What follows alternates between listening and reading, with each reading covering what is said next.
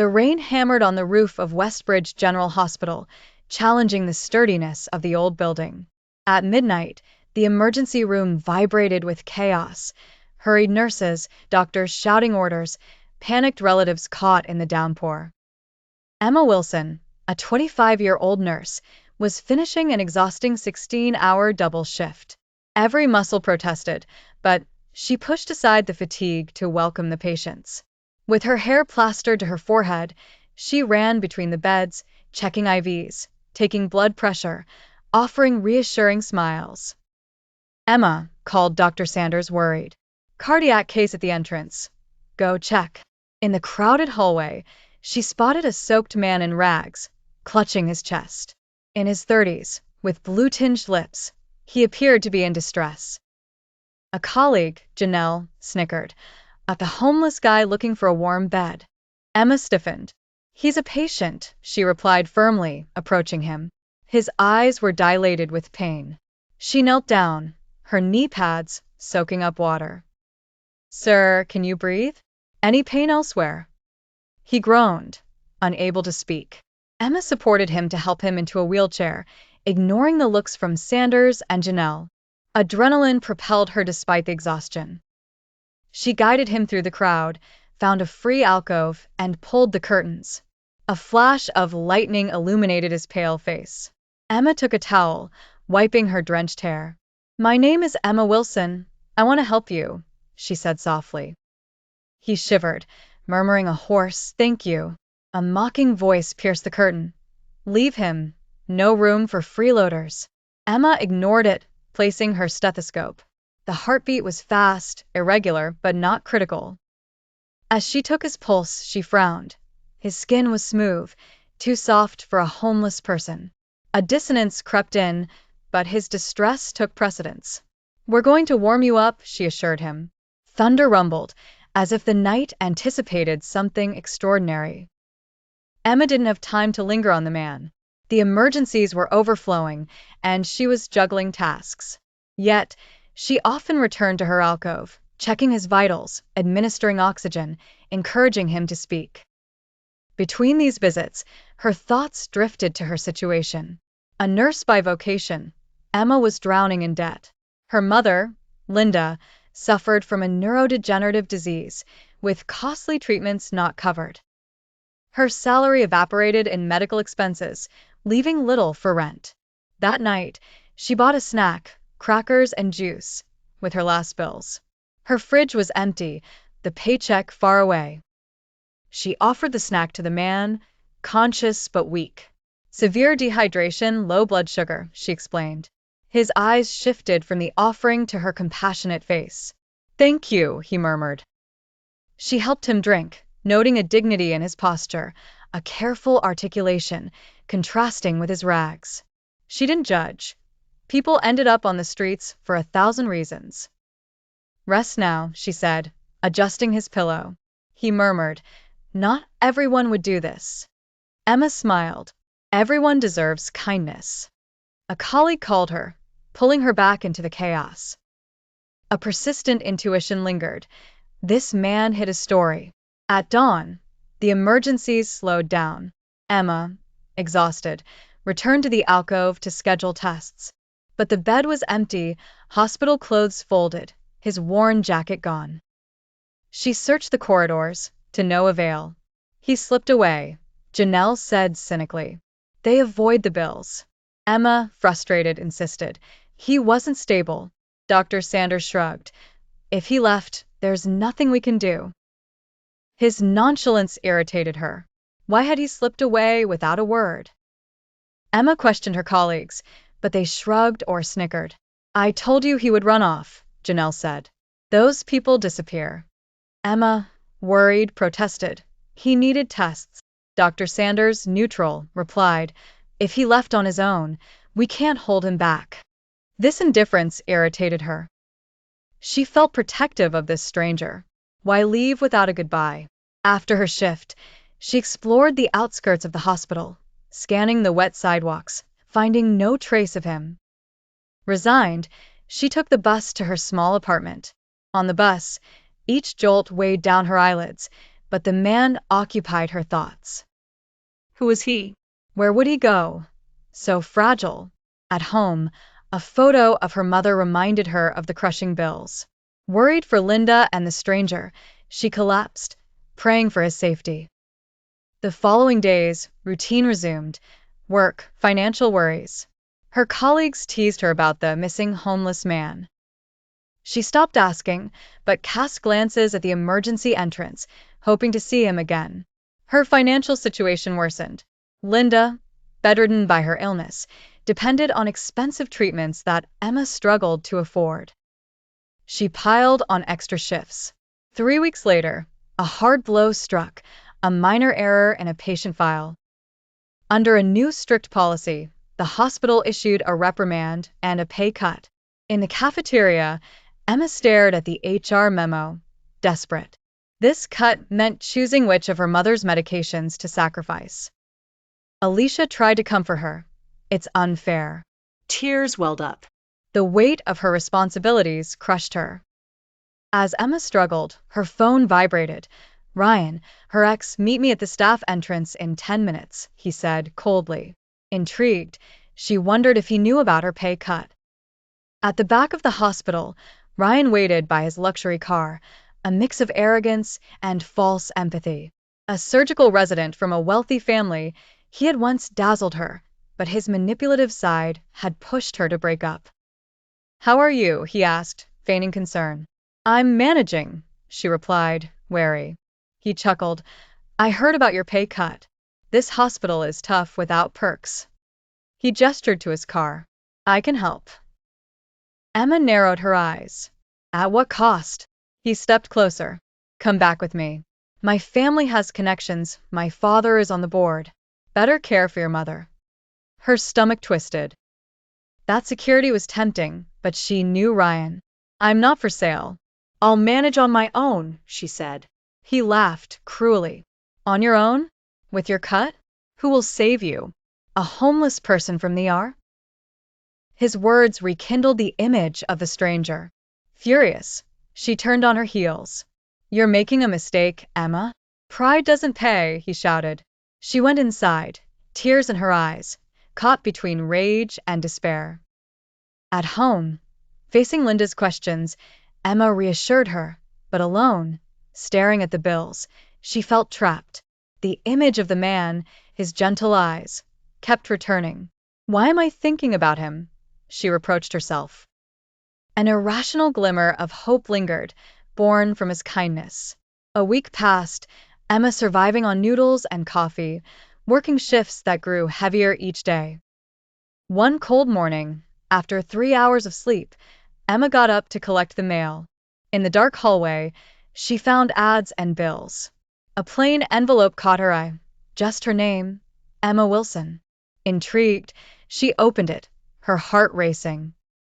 Inside the envelope was a check for $50,000 and a note. For your mother's care. Thank you for your kindness. A friend. Emma stifled a scream, staring at the check. More than her annual salary. She searched for signs of fraud, but it seemed authentic. Emma reread the note. A friend. Who could it be? Ryan? Too discreet for him. The hospital? Unlikely. Trembling, she called the bank. The check was valid. Tears welled up, a mix of relief and disbelief. She thought of her mother, the bills. This check changed everything. Was it the man from the emergency room? His smooth hands, his dignity came to mind. Thank you for your kindness, like the note. Overwhelmed, she called Alicia. They screamed with joy. It's destiny. A millionaire in disguise, joked Alicia. Emma laughed, but she believed it a little. A hospital benefactor? Unlikely. That day, the hospital announced its charity gala, a lavish evening. The staff was invited, but the expensive tickets discouraged the nurses. Emma had neither time nor outfit. Yet, the council's secretary handed her an invitation, covered by an anonymous sponsor. Shock coursed through her. Was it the same friend? Her mind raced. The gala could reveal her benefactor. Holding the invitation and the check, Emma felt a forgotten hope rekindle. The gala arrived quickly. Emma, nervous, slipped into a dress borrowed from Alicia.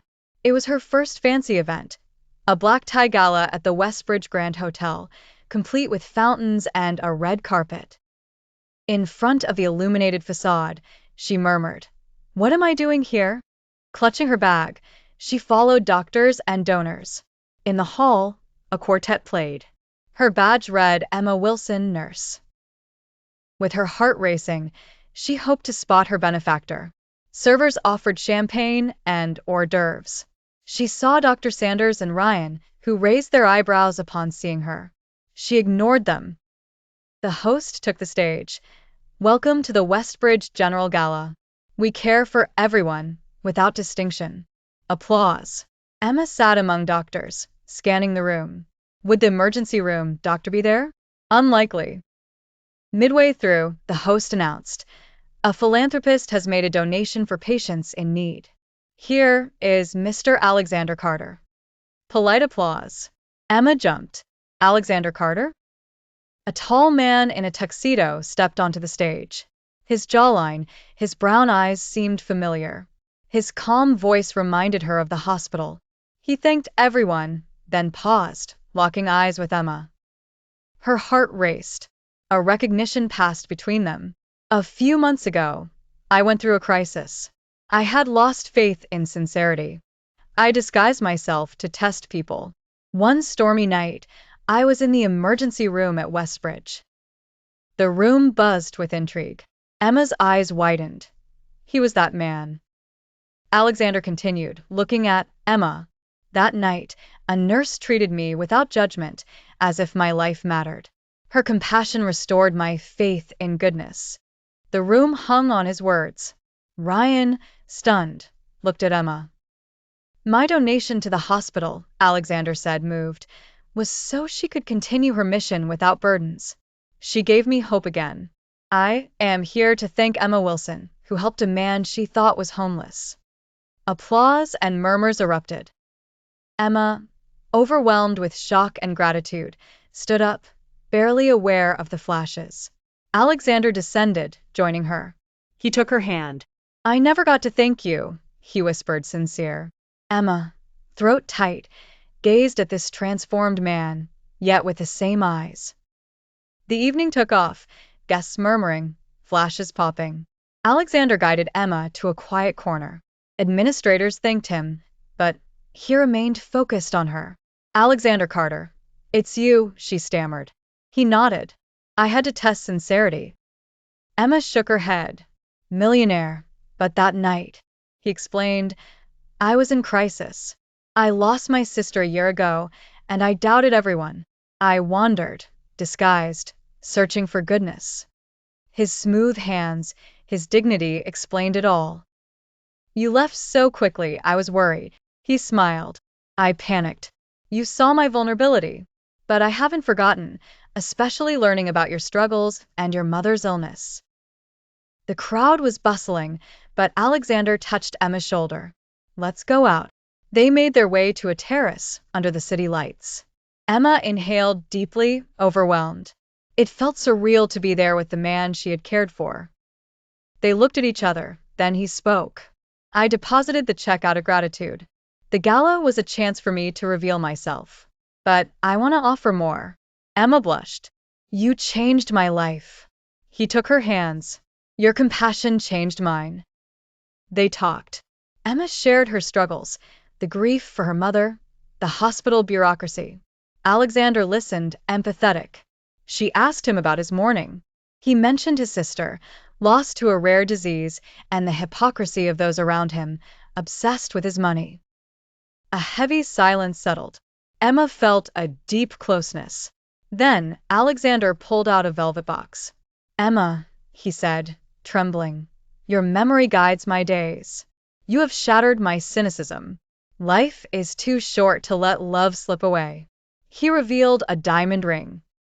"Will you marry me?" Emma held her breath, tears welling up. It was too sudden, but his selfless gesture, his impact on her life touched her deeply. "Alexander, this is so sudden." He remained sincere. "No pressure. If it's a no, I will respect that." Moved, she thought of her mother, her saved finances, his sincerity. She covered the ring. Can I think about it? He smiled, relieved. As long as you need. They stayed there, hands intertwined, the ring sparkling between them. Emma returned from the gala, unable to sleep. She placed the box next to the saving check. In the following days, she juggled between the hospital and meetings with Alexander, away from prying eyes. Their exchanges deepened. He shared his childhood, the philanthropic legacy of his family, the burden of wealth. Emma spoke of her deceased father, her choice to become a nurse, the sorrow for her mother. At the hospital, rumors flew. Some accused her of chasing after money, while others defended their love. Ryan avoided her, overshadowed by Alexander. Emma introduced Alexander to Linda. Seeing him in her living room, offering flowers to her sick mother, was comforting. Linda beamed. You saved us. Alexander took her hand. Your daughter saved me first. Linda teased him with questions. Emma felt a warmth. He was sincere. Their connection grew. Despite their opposing worlds, they shared a passion for helping others. Alexander proposed a charity for the homeless, inspired by Emma. One afternoon in a park, he stopped near the roses. I asked you to marry me. Is there hope? Emma smiled. After their shared moments, a certainty was born. She took out the box, opened the case. The ring sparkled. I was afraid of judgments, of our differences. But I love you for who you are. She slipped on the ring. Yes, I want to marry you. Laughter and tears mingled in an embrace, the roses fragrant. All doubt vanished. Emma and Alexander announced their engagement. They founded Emma's Hope, an association helping underprivileged patients, a reflection of the generosity that changed their lives. Emma's colleagues supported them, touched by their vision. Ryan disappeared, unable to compete. One autumn evening, they married in an intimate ceremony. Linda, radiant, accompanied Emma, supported by a cane. Under a flowered arbor, surrounded by loved ones, they exchanged vows filled with their trials and kindness. The reception was joyful, filled with laughter and dancing. Linda hugged Alexander, thanking him for the hope he restored to Emma. The association thrived. Alexander funded mobile clinics for the homeless, with Emma overseeing care with dignity. Their story inspired the media, celebrating a love born from a selfless act. Emma, freed from debt, reduced her hours, spending time with Linda, who was cared for thanks to Alexander. Their duplex became a refuge where they dreamed of opening more clinics. Alexander, liberated from his cynicism, flourished. On calm nights, they discussed on their balcony, planning their mission. Their work touched others. Patients and donors joined them. Emma wondered how a simple gesture, crackers, a smile, had transformed her fate. Alexander whispered, You saved me first.